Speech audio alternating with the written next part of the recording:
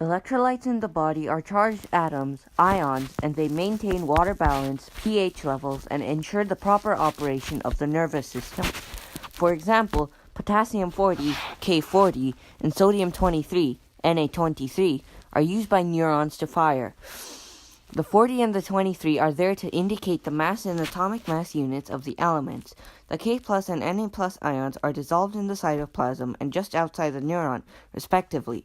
For humans, the ratio should be 2 K40 is to 3 Na23. Otherwise, neurons cannot fire, which eventually leads to death. When they are imbalanced, one can develop dizziness, cramps, and problems like an irregular heartbeat, arrhythmia, or symptoms of mental confusion. In some acute cases, slipping into a coma, brain damage, paralysis, and multiple organ failures are also possible. Inside the neuron, there are several potassium ions as well as negatively charged proteins. This brings the overall charge to negative 70 millivolts.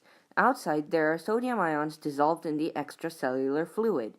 When a neuron depolarizes, it opens channels that allow the sodium to flood in, raising the charge to positive 40 millivolts. The neuron then tries to balance the change by letting the potassium ions move across the membrane into the extracellular fluid. The sodium-potassium pump then pumps the sodium back outside the cell and the potassium ions back into the cell. Let's hear about an electrolyte imbalance from the experts themselves.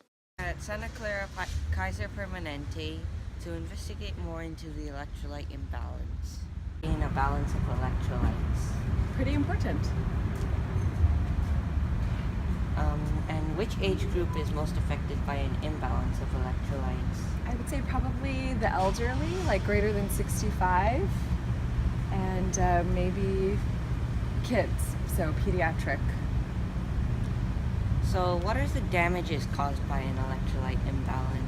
Well, it depends on what electrolyte you're talking about, but some of the more common ones being like low sodium or high sodium. People can have nausea or vomiting, feel really dizzy. Sometimes if it's really out of balance, they could have seizures. And if it's their potassium that's out of balance, they could actually have troubles with their heart. So what are some organs that are most affected by the electrolyte I would imbalance? say the brain, the kidneys, and the heart. And is this preventable by regular monitoring? I think it's probably more preventable by just making sure that you eat a good diet and drinking fluids and stuff like that. I don't think we need to monitor people who don't have any symptoms. However, a lot of elderly ailments can start with an electrolyte imbalance. The elderly who have had an electrolyte imbalance may want to monitor themselves in the future. This is why we are introducing the NACPAC OMG as a solution. There is a problem in monitoring electrolytes. They simply cannot be monitored on a daily basis for any sort of diagnosis. Right now, people have to go to a lab, much like a blood test, and get their results back in a couple hours. It is an inconvenience, especially when the test can be done in minutes. The test is usually done after someone has an electrolyte imbalance, but it can be done as a preventive measure instead of a diagnosis. These machines are used in hospitals to detect an imbalance, but as you can see, they are quite unwieldy. They are clearly not meant for in-home use, but they can measure electrolytes. Glucose monitors to detect blood sugar level already exist. Blood can also be measured for electrolytes, but there are no devices yet that can measure for electrolytes in this handheld fashion. Since the device will be geared toward older people, they will want a simplistic design and output.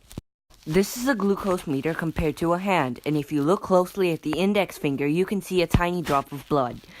That is all that is required to get an accurate measure of glucose throughout the bloodstream. The device for measuring electrolytes will be similar in size and handling to the glucose monitor depicted here.